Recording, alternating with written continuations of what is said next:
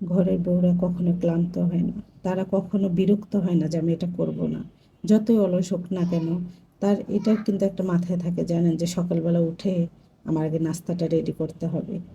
আর যতদিন ঘরের বউ সুস্থ থাকে স্বামীর কাছে সে ততদিনই প্রিয়। যখন দেখবেন ঘরের বউ দিয়ে তার সংসার কাজ হচ্ছে না, দেন সে অন্য কিছু ভাবা চিন্তা করে। এটা শুনতে একটু খারাপ হলেও এটা কিন্তু সত্যি কথা। হ্যালো এভরিওয়ান, আসসালামু আলাইকুম, কেমন আছেন সবাই? কখনো কি দেখেছেন যে সকালবেলা স্ত্রী উঠে বা ঘরের বউ উঠে রাগারাগি করছে বা মুখ কালো করে কথা বলছে যে নাস্তা কেন রেডি হয় নাই? কিন্তু এটা জানেন, স্বামীরা কিন্তু এটা করে। তাদের একটা এটা এটা মনে হয় আল্লাহর তরফ থেকে, এটা যেহেতু পুরুষের মেয়ে।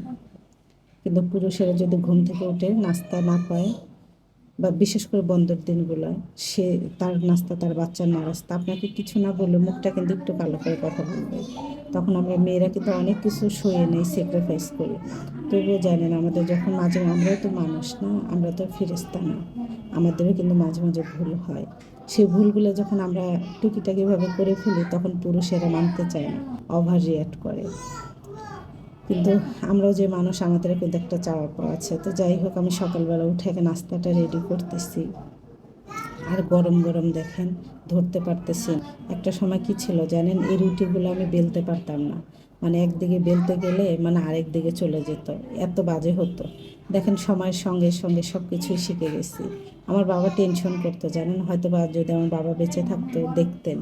মানে আমার চাচিরা গ্রামে, যেহেতু আমি 2 বছর থাকার সৌভাগ্য হয়েছিল, সেই ক্ষেত্রে আমার চাচিরা বড়াম্মারা বলতো, মেয়েকে তো ছেলে স্বভাবে বানাচ্ছিস। তো আমার বাবা বলতো যে আমার মেয়েকে আমি ঘর জামাই রাখবো।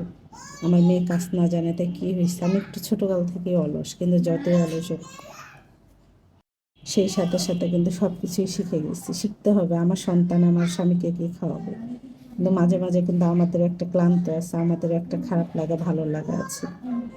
এটা বোঝার কিন্তু কেউ হয় না। ওই যে বললাম, বাসার বউদের ক্লান্ত নাই, কোনো অস্থিরতা নাই, কাজ করতে হবে, এটাই বাস্তবতা।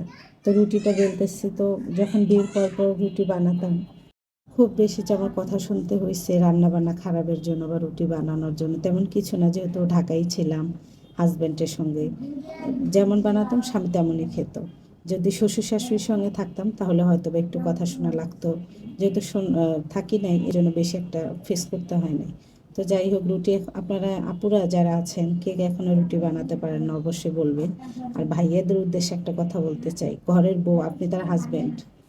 স্বামী স্ত্রী এমন, আমাদের হাদিসে আছে যে স্বামী স্ত্রীর পোশাক, স্ত্রী স্বামীর পোশাক, আরবিটা নাই বললাম। এজন্য স্ত্রী যদি একটু কাজে পারতেছে না বা একটু লেট হয়ে যাচ্ছে, আপনি যদি একটু হেল্প করেন, তাহলে কিন্তু মান সম্মান যাবে না, বরং আপনার মান সম্মান কমবে, বাড়বে। তো যাই হোক, আমার রান্না বান্না কিন্তু প্রায় শেষ। তারপরে দেখেন, একটু দেখালাম গরিবের ঘরটা, ওরা ঘুমাচ্ছে, আমরা কিন্তু উপরে ঘুমাই না, নিচে ঘুমাই। পরে ডিম পোস্ট করছে আর চটচটি ছিল। আমি এবার সব কিছু দিয়ে খেতে পারি, আপনাদের ভাইয়া ছেলে মানুষ তো একটু পরিপাটি পছন্দ করে। তো যাই হোক, ডিম পোস্ট করে দিছি আর ডিম ভাজি, আর এই যে রুটি বানাইছি। তো সবাই ভালো থাকবেন, আল্লাহ হাফেজ।